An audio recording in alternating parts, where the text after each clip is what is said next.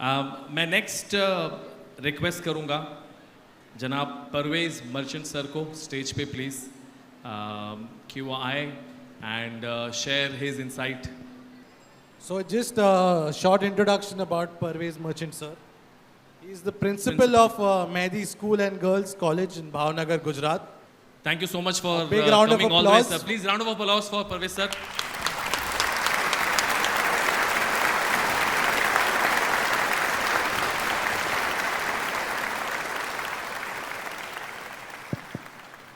Please अगर आप कुछ वर्ड्स शेयर करना चाहें with the students and the parents. Thank you.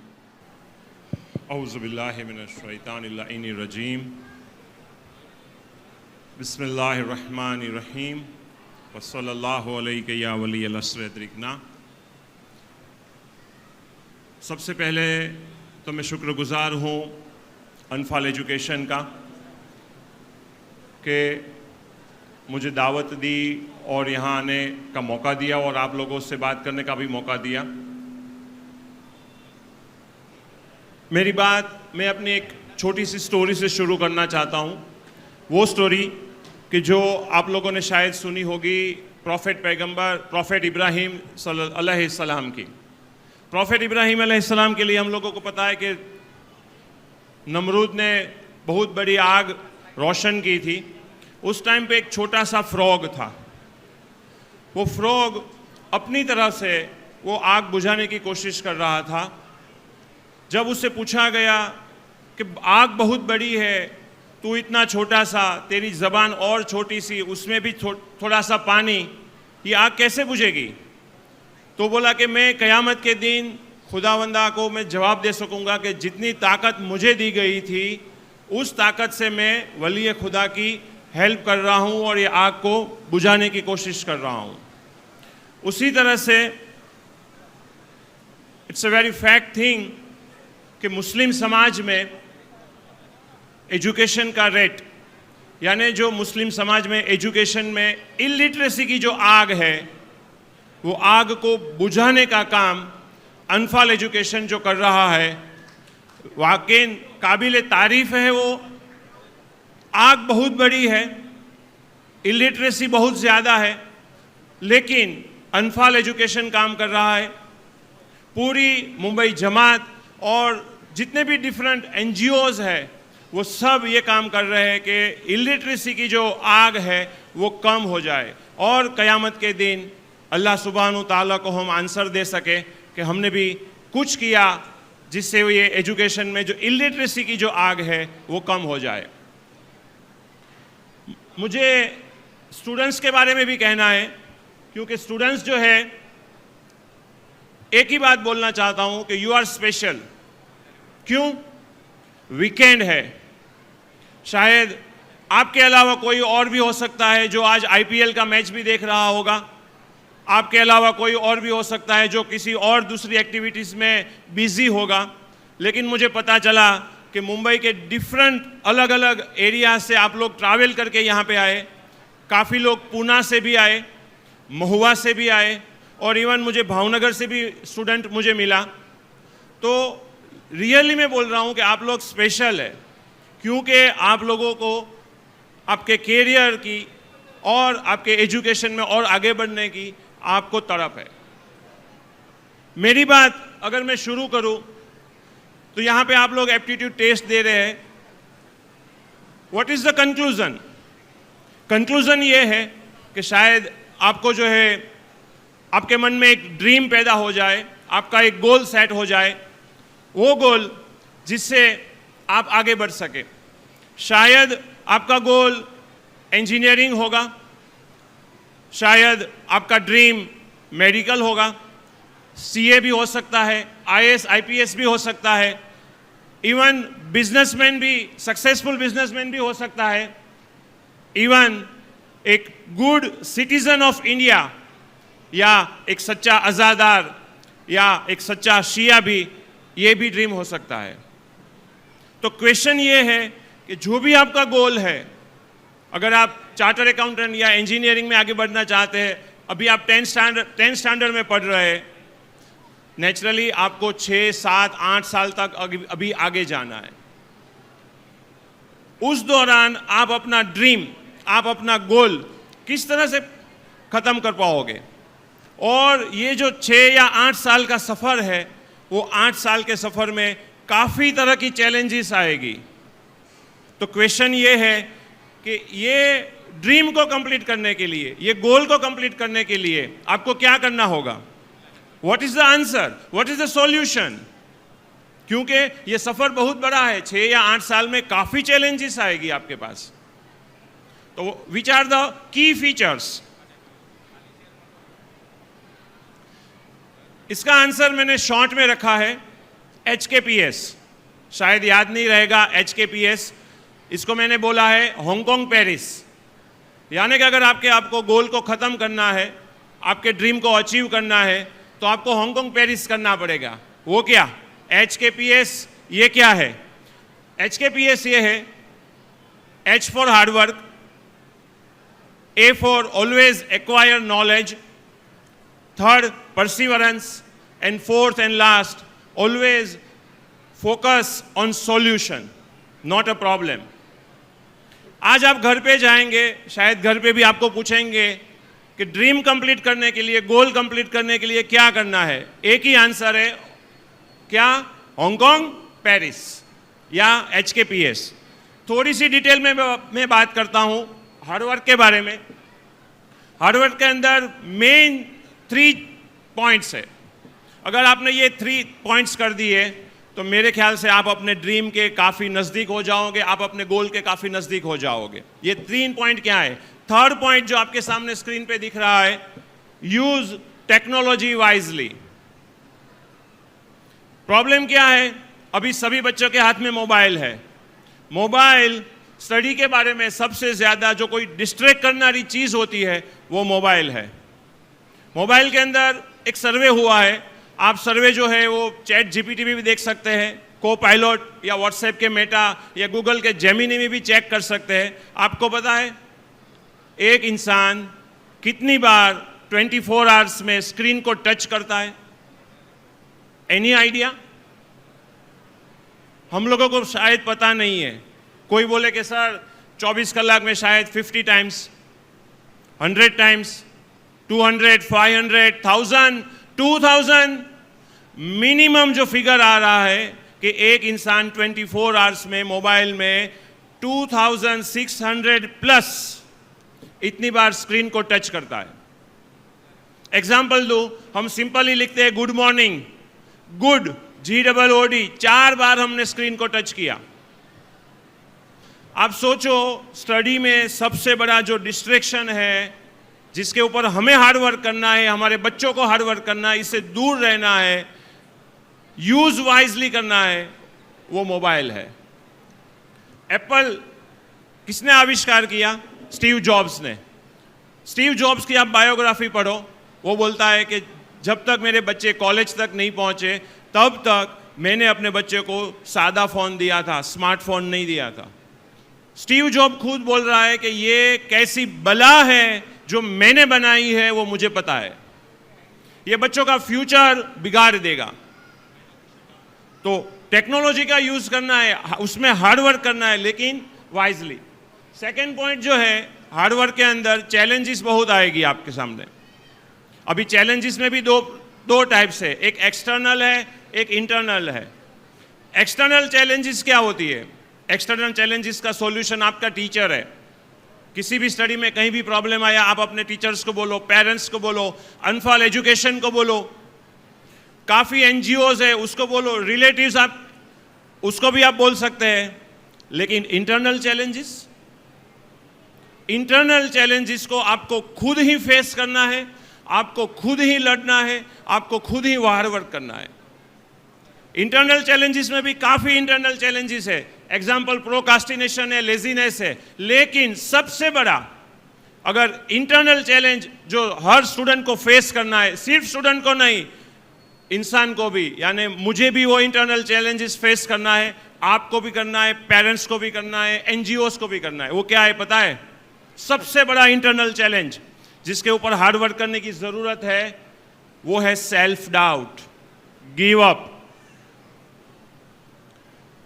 क्या होता है, बच्चा थोड़ी सी पढ़ाई करता है तो बोल देता है नहीं अभी मुझसे नहीं होगा, ये नहीं हो सकता मुझसे, ये प्रॉब्लम सॉल्व नहीं होगा, ये सिलेबस इतने परसेंटेज इतना रैंक मैं नहीं ला पाऊंगा। तो क्या करता है बच्चा, अपने आप पे ही डाउट करने लगता है और छोड़ के चला जाता है। आपने जो ड्रीम बनाया है, आपने जो गोल बनाया है, वो 6 साल 8 साल में कंप्लीट होगा। तो सेल्फ डाउट जब आए, गिव अप जो आए, तब क्या करना है। एक छोटी सी स्टोरी में आपको बोलता हूं। आपके सामने जो है 2 तरह के डॉग है। मैं आपसे सवाल करूं कि अगर इन दोनों की रेस लगाई जाए कौन जीतेगा, तो आप बोलेंगे सर ऐसे कैसे पता चलेगा सिर्फ पिक्चर देखने से कि व्हाइट वाला जीतेगा या ब्लैक वाला। एक ट्रिक देता हूं, एक क्लू देता हूं आपको। मसलन हम व्हाइट डॉग को जो है वो गुड बोले, ब्लैक को जो है वो एविल बोले। उनकी कैरेक्टरिस्टिक्स भी मैंने लिखी है कि अगर ब्लैक डॉग जो एविल है, फुल ऑफ एंगर है, एंजॉय है, जेलसी है, सोरो है, रिग्रेट है, ग्रीड है, एरोगेंस है, ये सब कैरेक्टरिस्टिक्स पाई जाती है ब्लैक डॉग में। और व्हाइट डॉग में joyful, peaceful, loving, kind, humble, hopeful, इस तरह की कैरेक्टरिस्टिक्स पाई जाती है। Now the question is that which dog wins, कौन जीतेगा, ब्लैक वन और व्हाइट वन। मैं क्वेश्चन पूछ रहा हूं, मुझे आपके raise your hands. White one, कितने बोल रहे हैं कि व्हाइट डॉग जो है वो जीतेगा, ओके। और कितने बोल रहे हैं कि ब्लैक वन, ओके। मेरे ख्याल से न व्हाइट वाला जीतेगा न ब्लैक वाला जीतेगा। तो कौन जीतेगा? Answer is that, see the one you feed. आप अपने दिमाग में कौन सी मैटर डाल रहे हो। अगर आप अपने दिमाग में नेगेटिव मैटर डाल रहे हो कि मुझसे नहीं हो पाएगा, टफ है, डिफिकल्ट है, ये नहीं हो पाएगा, आप यही सोच रहे हो, तो याद रखना कभी नहीं हो पाएगा। लेकिन आप अपने दिमाग में पॉजिटिव थिंग डाल रहे हो, पॉजिटिव चीजें डाल रहे हो, गाइडलाइंस ले रहे हो, तो हमेशा याद रखना आप सक्सेस होगे, जीतोगे, विन होगे। अपने 8वें इमाम इमाम अली रजा अलैहिस्सलाम की एक हदीस है। इमाम अली रजा अलैहिस्सलाम की जो हदीस है, उसका हदीस मफ़हूम में बयान कर रहा हूँ कि उसके अंदर हदीस में बोल रहा है, इमाम बोल रहे हैं कि खुदा फरमा रहा है कि बंदा मुझसे सबसे करीब है।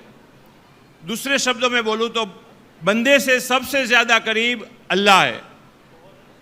फिर बोल रहे हैं कि अगर बंदा अल्लाह से किस तरह का तवक्कुआत रखता है, अगर बंदा अल्लाह से जो है वो पॉजिटिव तवक्कुआत रखता है कि नहीं अल्लाह है, मेरी हेल्प करेगा, मैं एफर्ट करूंगा अल्लाह मुझे सक्सेस देगा, मैं एफर्ट करूंगा, मैं कोशिश करूंगा, अल्लाह मुझे सक्सेस देगा, अगर ये बार बार जहन में लेके आए तो नेचुरली हदीस का मफहूम यह है कि अल्लाह उसकी मदद करेगा।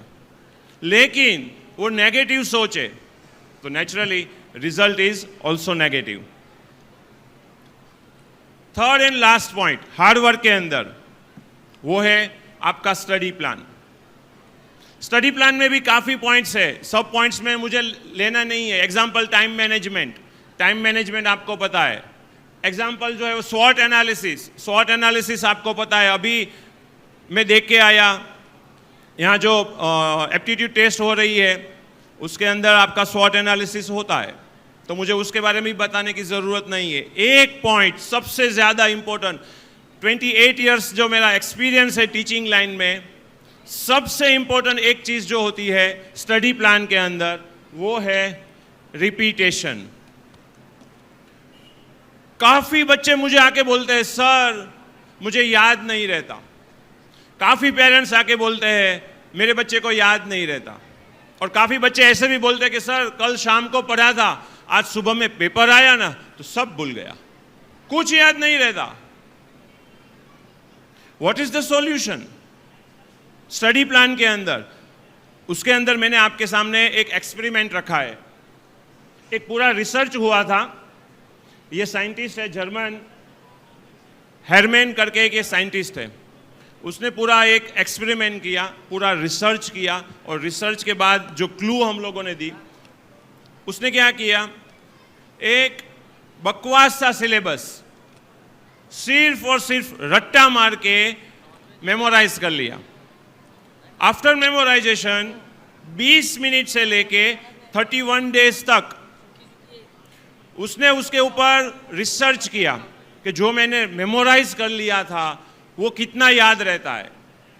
काफ़ी लोगों के ऊपर रिसर्च किया और कंक्लूजन में इस तरह का फॉरगेटिंग ग्राफ बना। ये कर्व आप देख रहे हैं वो फॉरगेटिव है, कि सबसे ज़्यादा जो है इसमें लोग भूल जाते हैं। आफ्टर 20 मिनट्स उसने सर्वे किया कि सिर्फ अगर रट्टा मार के अगर हम पढ़ेंगे तो सिर्फ और सिर्फ 60% याद रहेगा। 60 मिनट्स के बाद देखा तो 47% ही याद रहा। आफ्टर 9 आवर्स ओनली 35% रिमेंबर, जो आपके साथ भी होता है। रात को पढ़ के गए, सुबह में पेपर आया, सब भूल गया। क्यों? More than 9 hours. और अगर आफ्टर 7 डेज चेक किया तो ओनली 5%। दैट मीन्स अपनी मेमोरी पावर जो है वो खराब नहीं है। सॉल्यूशन क्या है? उसने सॉल्यूशन किया, स्पेस्ड रिपीटेशन थियरी बनाई। उसके अंदर उसने सेकेंड डे पे रिवाइज किया, वही पोर्शन 7th डे पे रिवाइज किया, वही पोर्शन 14th डे पे रिवाइज किया, वही पोर्शन 28th डे पे रिवाइज किया, वही पोर्शन जो है वो 3 मंथ में रिवाइज किया। यानी उन लोगों ने कंक्लूजन निकाला कि अगर आपका बच्चा 10 घंटे पढ़ाई कर रहा है तो उसके अंदर 2 घंटे रिवीजन के रखो, रिपीटेशन के रखो। बच्चे क्या करता है, नई नई नई नई चीज़ पढ़ते ही रहता है, लेकिन जो पुरानी है, जो कल पढ़ी थी, 2 दिन पहले पढ़ी थी, 5 दिन पहले पढ़ी थी, वो याद ही नहीं, रिवाइज ही नहीं करता। और एक थियरी आपको दूं, ऑलवेज डेली रात को सोने से पहले रिवाइज योर नोट्स, फिर every Sunday, then every month, then every 3 months आपको वही पोर्शन रिवाइज करना है। ये बात मैं क्यों बता रहा हूं? क्योंकि आपका सिलेबस, जो आप सीए बनने चाहते हो, जो आप डॉक्टर मेडिकल में जाना चाहते हो, इंजीनियरिंग आईआईटीएन बनना चाहते हो, या आईएएस आईपीएस बनना चाहते हो, उसमें सिलेबस बहुत बड़ा है। और ये बड़ा सिलेबस को हैंडल कैसे करेंगे? That's why repetition is compulsory. Minimum 20% आप अपना सिलेबस रिवीजन में रखो, उससे आपको हेल्प होगी। एक और मिस्टेक्स करते हैं जो सॉल्यूशन ये है, एक बुक बनाओ जिसमें आप अपनी जितनी भी मिस्टेक्स कर रहे हो उसको नोट डाउन करो और उसको शॉर्ट आउट करने की कोशिश करो, और naturally fight with your precious time, right. Shiv Khera जो अपनी मशहूर बुक है यू कैन विन, उसके अंदर लिखता है कि winners don't do different things but they do things differently. उन लोगों का करने का कुछ तरीका अलग होता है, वैसे करने की चीज है। सेकेंड पॉइंट, एच के बाद आ रहा है नॉलेज। Always acquire knowledge. पहला पॉइंट अगर देखें, अगर कुरान से देखें तो इस्लाम का पहला मैसेज क्या था? इकरा, you read what it means. Quran की ये आयत डायरेक्टली और इनडायरेक्टली हमें सजेस्ट कर रही है एजुकेशन के बारे में, रीडिंग के बारे में। अगर प्रॉफेट मोहम्मद सल्लल्लाहु अलैहि वसल्लम अगर मशहूर हदीस seek knowledge from the cradle to the grave, वो क्या बता रहा है कि एज की लिमिटेशन नहीं है। अगर स्कॉलर की बात करें तो इस्लामिक स्कॉलर की बात करें तो एग्जाम्पल अल्लामा अमीनी अलैहि रहमा, जब उसको गुस्ल दिया जा रहा था तब पता चला कि उसकी चेस्ट पे एक बहुत बड़ा खड्डा हो गया था, डेंट हो गया था। क्यों? उस टाइम इतनी बड़ी भारी भारी किताबें थी, वो अपने सीने पे रख के पढ़ते थे। अगर हम वर्ल्डली एजुकेशन के स्कॉलर की बात करें, एग्जाम्पल दे रहा हूं Warren Buffett. Warren Buffett is a successful businessman and master in stock market. आज भी वो बंदा more than 80 years की उन लोगों की एज है, आज भी वो बंदा minimum 5 to 6 hours daily reading करता है. इलॉन मस्क, हम सब पहचानते हैं इलॉन मस्क को. अभी वो सुनीता विलियम्स को वापस लेके आया.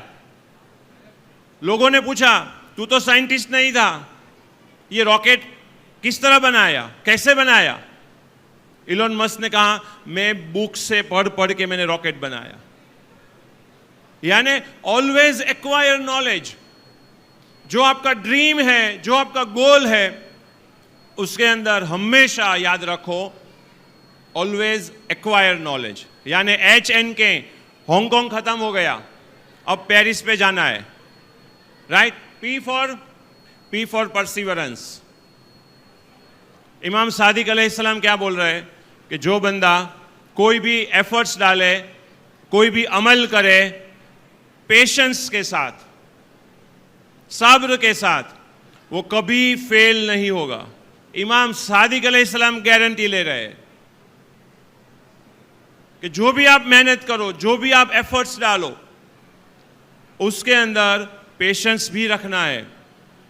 एग्जाम्पल ले लें, आखिरी पैगंबर सैयदुल मुरसलीन रहमतुल लिल आलमीन हजरत मोहम्मद मुस्तफ़ा सल्लल्लाहु अलैहि वसल्लम.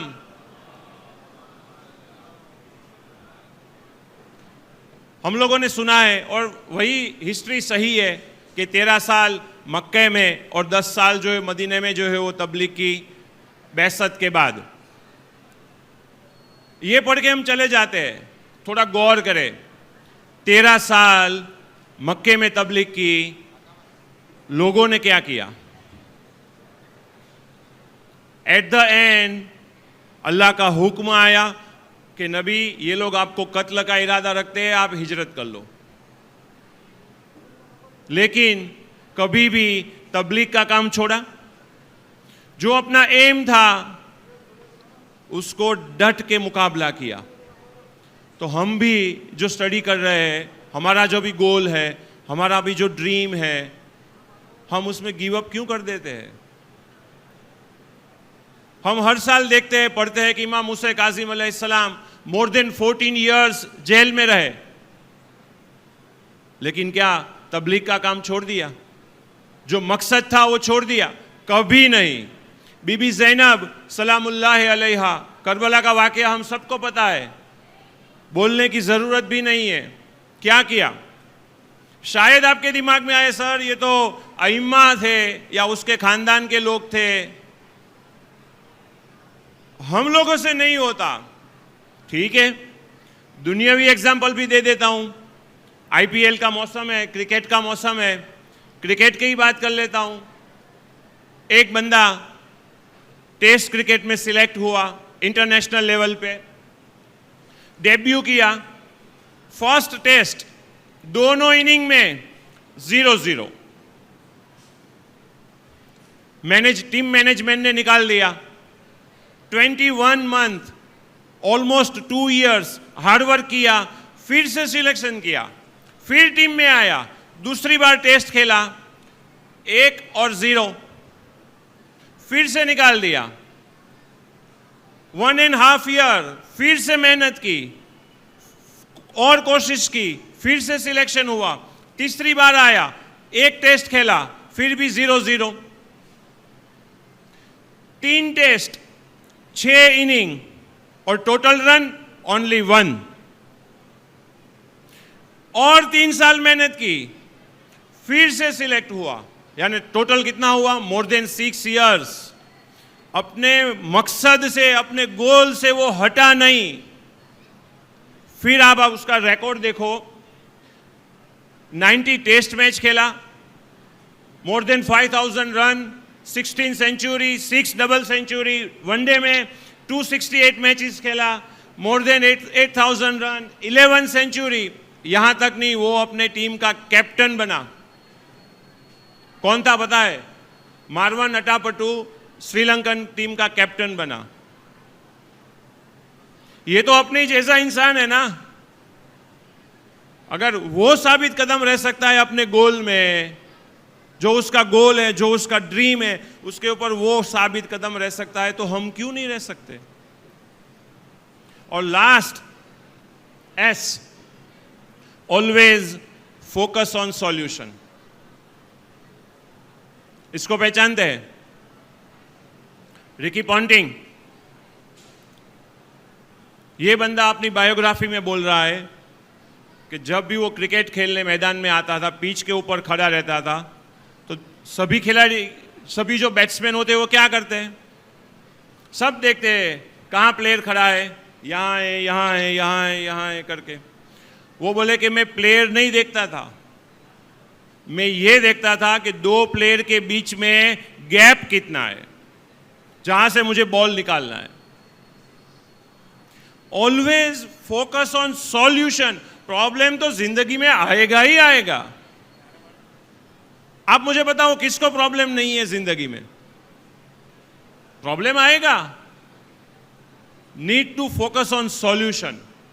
और लास्ट बात, सिर्फ स्टूडेंट के लिए नहीं, हम सभी के लिए जिंदगी में सबसे इंपॉर्टेंट चीज, एक एग्जाम्पल के तरीके से मैं समझाना चाहता हूं। मान लो आपके पास 86,400 रुपीस है और कोई गुंडा आके आपके पास से 400 रुपीस छीन ले, या तो आपसे गुम हो जाए 400 रुपीस, तो आप क्या करेंगे? नेचुरली थोड़ा परेशान होंगे, ढूंढने की या वापस पाने की कोशिश करेंगे, लेकिन ना आया तो फोकस कहां पे करेंगे? 400 रुपीस जो चले गए वहां पे, या 86,000 रुपीस हमारे हाथ में है वहां पे? कहां पे फोकस करेंगे? नेचुरली 86,000 जो अपने पास है उसी के ऊपर फोकस करेंगे। 24 आवर्स में 86,400 सेकेंड्स हमारे हाथ में है। अगर कोई बंदा 400 सेकेंड्स यानी तकरीबन 6.5 मिनट कोई हमसे ले गया, यानी कि किसी ने ये 6.5 मिनट में हमें कुछ कह दिया, टीचर ने डांट दिया, पेरेंट्स ने कुछ बोल दिया, नेबर्स या तो कोई अजनबी था रास्ते पे कुछ भी बोल दिया, हम लोग क्या करते हैं? अरे तू मुझे बोल कैसे सकता है? हाँ, और ऐसा सिर्फ इतना नहीं, पूरा दिन वो 400 सेकेंड के ऊपर वो 5 मिनट जो किसी ने हमें डिस्टर्ब कर दिया उसी के ऊपर फोकस करेंगे। और काफी दिन तो ऐसा होता है कि ये 400 सेकेंड का प्रॉब्लम काफी दिन तक, काफी महीने तक चलता है। जरूरी क्या है? वो प्रॉब्लम पर फोकस करने की जरूरत नहीं है, सॉल्यूशन के ऊपर फोकस करने की जरूरत है जो हमारे पास है। और लास्ट सॉल्यूशन, और फिर आपकी ज़हमत तमाम। ये जो 6 या 8 साल का आपका प्रोग्राम है, जो आपने ड्रीम बनाया है, जो आपका गोल है, उसके अंदर जो चैलेंजेस आएगी उसका एक सॉल्यूशन ये है कि इंसान जब भी मुश्किल में आए, जब भी कोई चीज़ ना समझ में आए, तो पूरा एफर्ट्स तो डाले ही डाले, एफर्ट्स कंपलसरी है, लेकिन एफर्ट्स के साथ साथ वो दुआ भी करे। वो अल्लाह की बारगाह में अहले बैत अतहार अलैहिमुस्सलाम के वसीले से दुआ करे।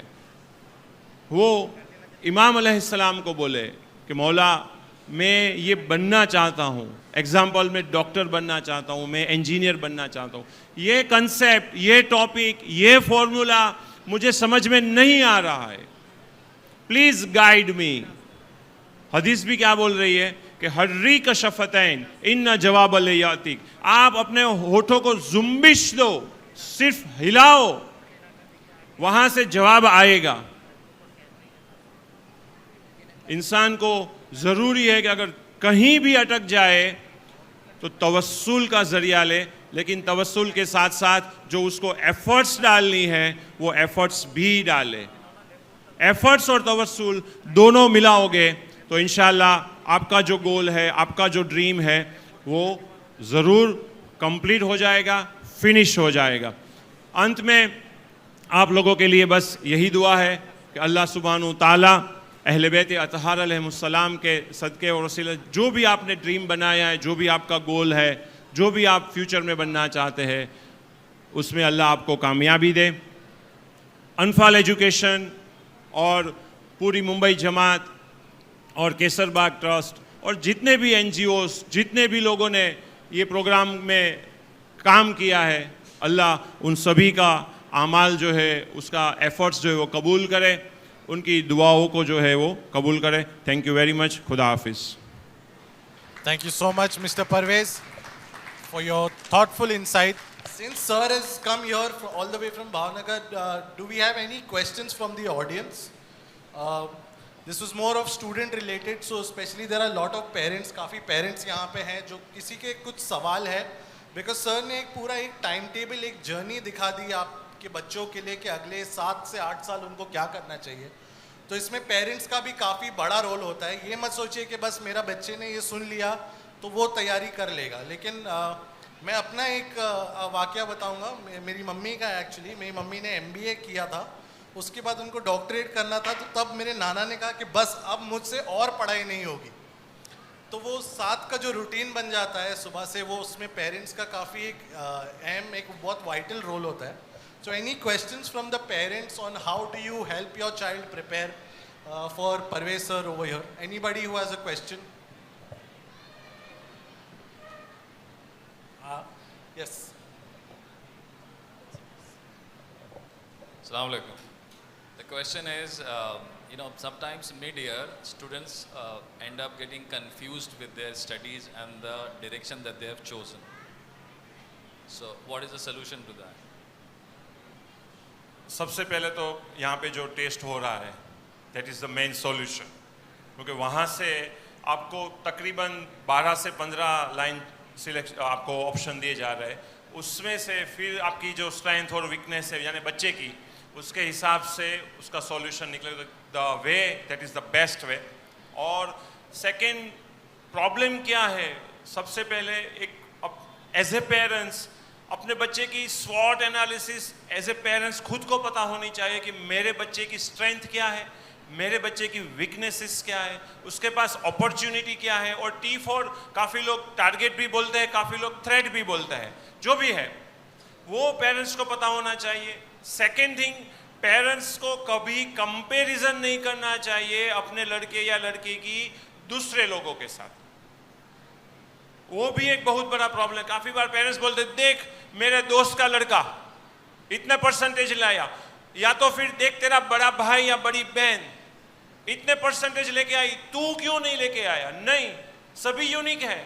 एग्जाम्पल, अपनी थंबप्रिंट यूनिक है, अपनी आंख में रेटिना यूनिक है। Never compare our children to others, always compare your children with him और हर सेल्फ, खुद के साथ। उसकी कल क्या है और आज क्या है। अगर कल से आज में इंप्रूवमेंट है, ओके, दैट इज ऑल, वो सजेस्ट कर रहा है कि वो राइट ट्रैक पे है।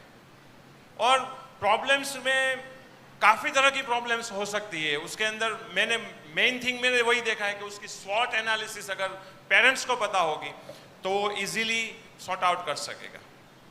Thank you so much sir. एक जोरदार तालियां सर के लिए कि वो स्पेशल अपना टाइम निकाल के वीकेंड पे आए यहाँ तक। Thank you so much sir. On behalf of the entire Anfal foundation, I would like to thank you so much.